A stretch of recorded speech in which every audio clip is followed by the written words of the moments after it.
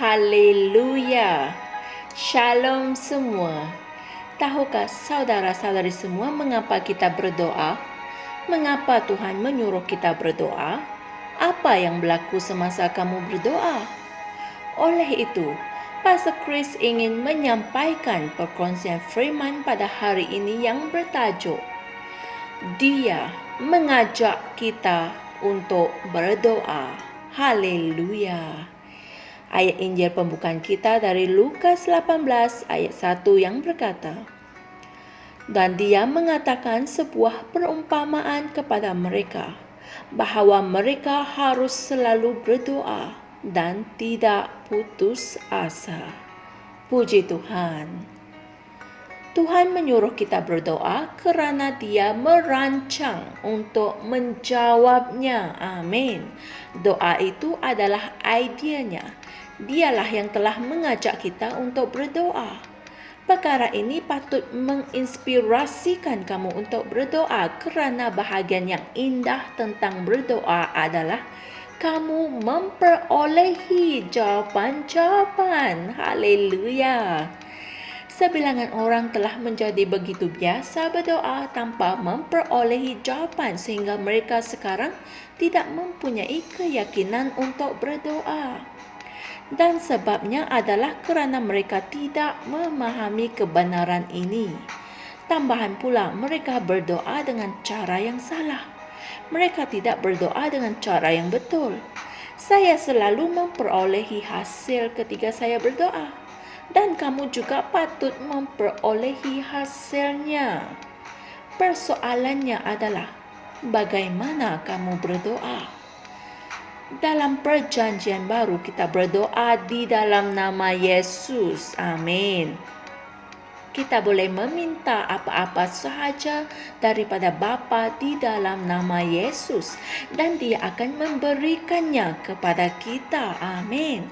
Inilah apa yang Yesus maksudkan ketika Dia menyatakan di dalam Yohanes 16 ayat 23 hingga 24 yang berkata, dan pada hari itu, kamu tidak akan menanyakan apa-apa kepadaku.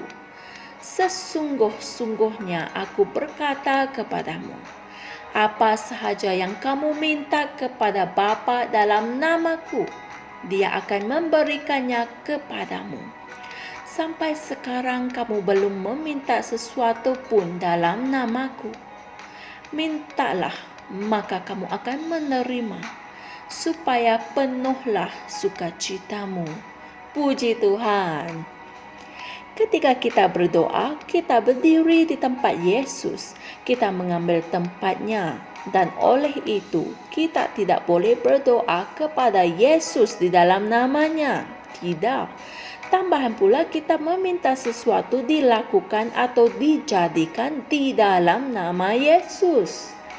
Ini bukanlah doa. Sebaliknya, ia adalah mengerjakan kekuasaan namanya seperti yang tertulis dalam Yohanes 14 ayat 12 hingga 14. Haleluya. Itulah yang dilakukan oleh Petrus dalam Kisah Para Rasul 3 ayat 6 yang berkata, lalu Petrus berkata, emas dan perak tidak ada padaku, tetapi apa yang ada padaku, kuberikan kepadamu. Di dalam nama Yesus Kristus dari Nazaret, bangkitlah dan berjalanlah. Haleluya. Jadi, berdoa di dalam perjanjian baru membolehkan sesuatu perubahan terjadi. Kamu boleh membuatkan perubahan yang pasti berlaku di alam roh melalui doa untuk kebaikanmu. Puji Tuhan. Itulah sebabnya Yesus berfirman, mereka harus selalu berdoa dan tidak putus asa. Haleluya. Itu bermakna sentiasalah berdoa dan jangan berputus asa. Kerana apabila kamu berdoa, kamu membuatkan kuasa tersedia ada untuk pekerjaan-pekerjaan kebenaran. Amin. Melalui doa kita menyebabkan kehendak Tuhan dilaksanakan di bumi sebagaimana ia dilaksanakan di syurga. Puji Tuhan. Haleluya. Saudara-saudari semua, mari kita sama-sama berdoa. Ya Bapa, aku mengucapkan terima kasih atas berkat dan hak keistimewaan untuk berdoa. Engkau menyuruh kami berdoa kerana Engkau merancang untuk menjawabnya. Bahkan sekarang, aku berdoa untuk peningkatan pengetahuan tentang firman-Mu di kalangan anak-anak-Mu hari ini, dan agar kebijaksanaan-Mu akan membimbing hati kami dan menguasai minda kami untuk menghasilkan pekerjaan-pekerjaan kebenaran dan menang demi kerajaan hari ini. Dalam nama Yesus. Amin. Untuk mendalami perkongsian firman kita pada hari ini, renungkan ayat-ayat Injil berikut, yaitu 1 Tesalonika 5 ayat 17, Lukas 21 ayat 36, dan Yohanes 16 ayat 24.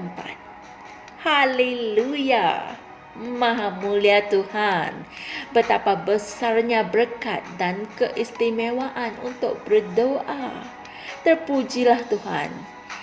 Jangan lupa kongsikan firman ini dengan teman-teman yang lain, ahli keluarga yang tersayang, dan kamu pasti akan diberkati. Jumpa lagi esok. Shalom. Kami percaya saudara-saudari semua telah diberkati dengan perkongsian firman dari Rhapsody Reality. Bagi sesiapa yang ingin menjadikan Yesus Kristus sebagai Tuhan dalam kehidupanmu, kamu boleh mengucapkan doa ini bersama dengan saya. Ya Tuhan Allah, aku mempercayai Yesus Kristus, Anak Allah yang hidup dengan sepenuh hatiku. Aku percaya Dia telah mati untukku dan Allah telah membangkitkan Dia dari kematian. Aku percaya Dia hidup hari ini. Aku mengaku dengan mulutku bahawa Yesus Kristus adalah Tuhan dalam hidupku mulai dari hari ini. Melalui Dia dan di dalam nama-Nya, aku mempunyai kehidupan yang kekal. Aku telah dilahirkan semula. Terima kasih Allah kerana menyelamatkan jiwaku. Aku sekarang adalah anak Allah. Haleluya. Tahniah, sekarang kamu telah menjadi anak Allah. Untuk apa-apa sebarang pertanyaan atau untuk mendapatkan lebih banyak maklumat mengenai bagaimana untuk bertumbuh sebagai seorang Kristian, anda semua boleh hantar mesej di akaun Facebook kami atau email kami di tni.msia@gmail.com. Sekali lagi, tni.msia@gmail.com. Tuhan berkati Anda semua.